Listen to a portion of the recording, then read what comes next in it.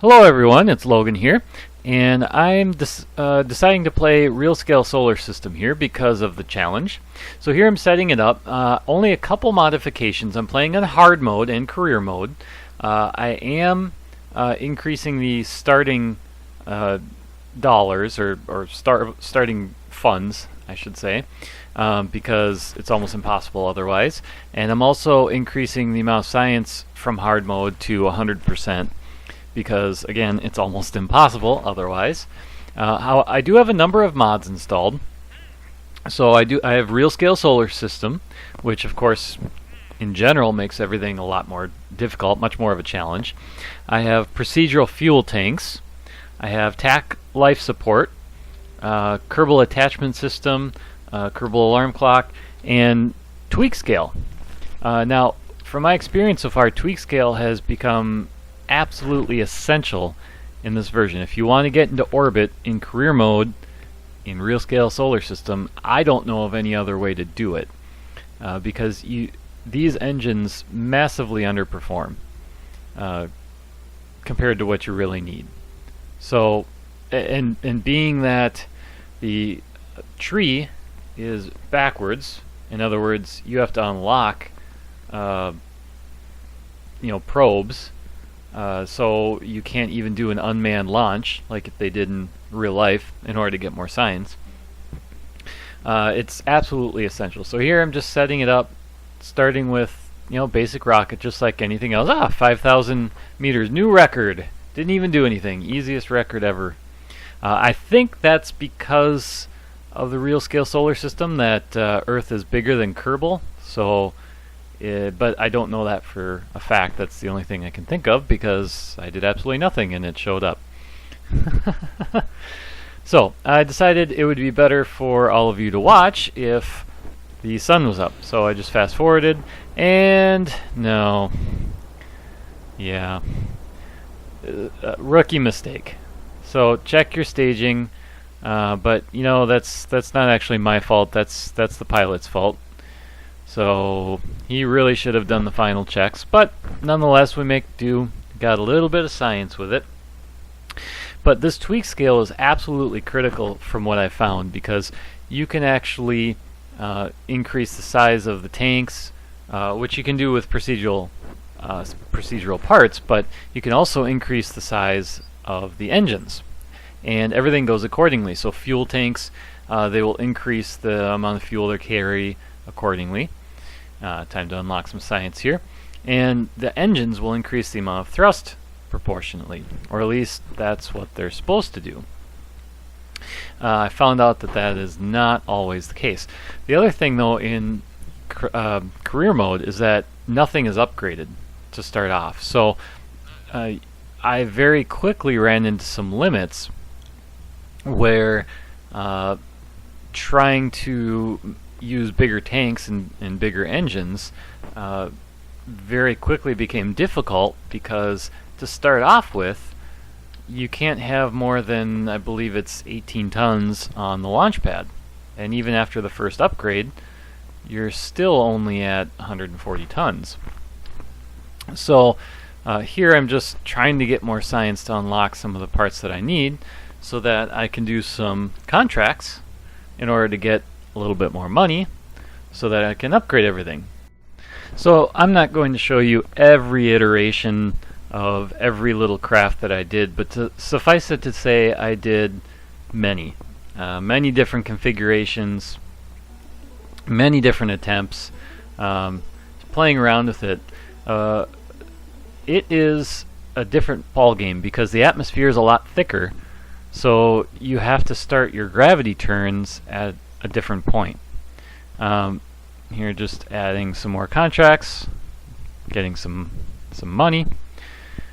But basically here is where I really just start a Brady Bunch of attempts.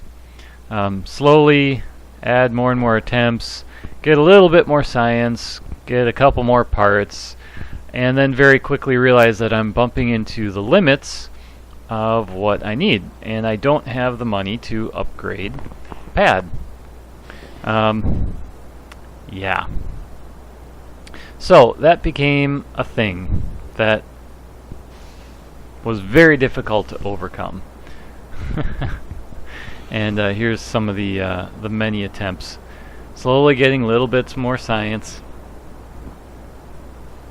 Definitely had some fun. That's one of the best things about Kerbal, but one of the problems here is that it's not a good idea to experiment on career mode. So what I ended up doing is starting a completely different game, not in career mode, and basically sandbox mode. So here's where Tweakscale really comes into its own, because not only can you increase the size of things, but it was critical. I actually had a lot more fuel tanks stacked on top of each other, but you're limited right now to 140 tons, and I believe it's 30 parts, and I forget the height, 36 meters or something like that. Anyway, so it was quite a challenge. I had to remove tanks, then add one tank that was bigger, and then decrease the amount of fuel in it, and that dance is just awesome. It was one of the best flights I've ever had. I mean, it's just so unstable because I don't have any kind of struts yet, so it's just dancing all over the place, almost in a figure eight, but yet it seems to be stable a little bit around that central point. I mean, it's not, but it seemed to hold together, and it's certainly fun to watch.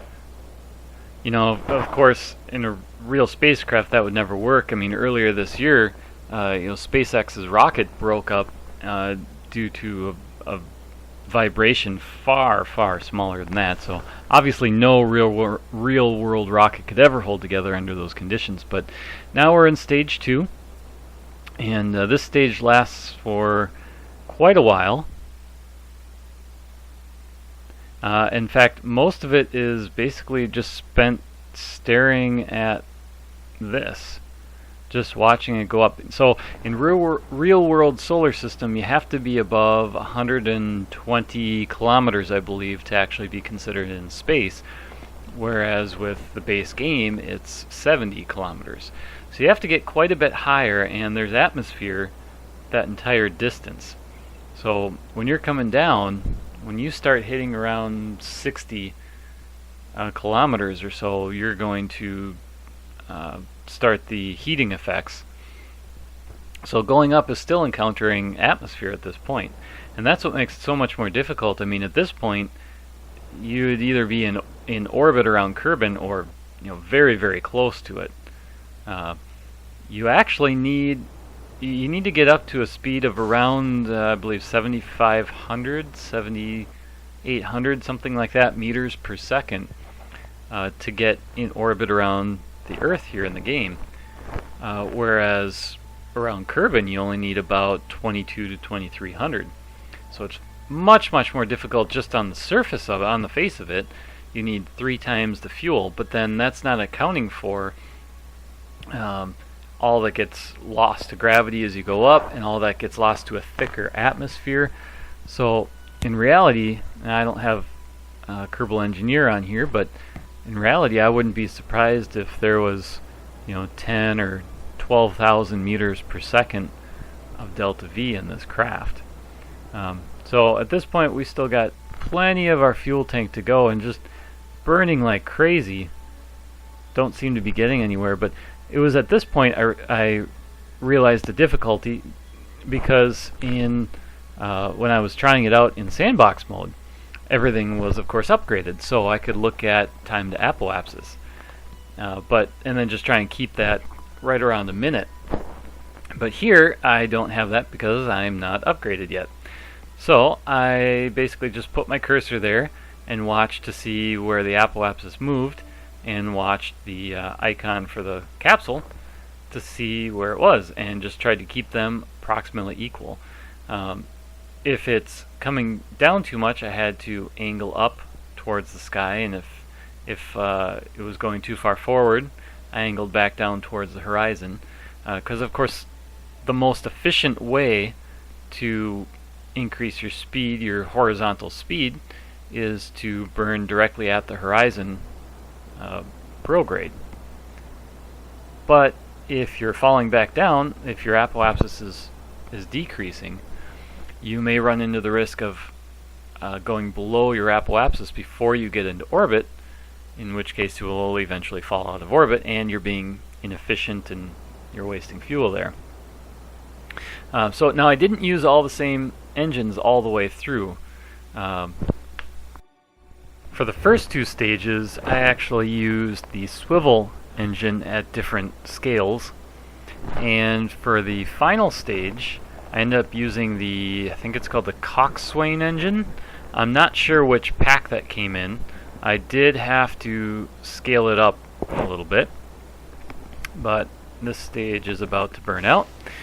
And here we go. Now, when I tested this, I did not have any of the science equipment on there. So I was a little bit worried that I wasn't going to end up getting into orbit here. But slowly but surely, and a little bit closer than I'd like, we do end up making it. So what I did here was basically I wait until apoapsis starts going away, and once it gets to be about 3 minutes away, which I just know from trial and error experiment here, once it gets to be about 3 minutes away, I end up just shutting off the engine. There we go. Increasing speed until we get there, and then throw it on again for about I think it's 11 seconds, so basically just eyeballing it all. But once we get there, we go full thrust, and we end up getting into orbit. Now obviously it's a very, very shallow orbit, so what I end up trying to do after that is extending the orbit to see if I can get any more science out of it. Basically I wait until periapsis and then increase, just burn in prograde until we're out till about 2 million meters, about 2,000 kilometers. But because I don't know the exact limits here in real scale, yeah, see, no extra science there, really. But turns out it must be farther away than 2,000 kilometers to get extra science, because I'm just getting near Earth science there. Now coming back, I accidentally chose to take a very direct route. I was a little bit worried that my ablator wasn't going to hold up, but basically fell almost directly down into the ocean. Unfortunately, it was on the night side, so that doesn't do you guys any good, but as you can see, it worked out barely. So I got some more science out of it and started doing contracts, and that'll be the next episode. But we're still very, very limited in terms of dollars, and have to upgrade the launch pad so I can get heavier rockets to be able to get to the moon with the limited technology I have. But that will be in a future episode. Thank you for watching, and of course, have a great day. We have All I have to launched our say is, nuclear missile. oh yeah. That went right through. Does that not look awesome?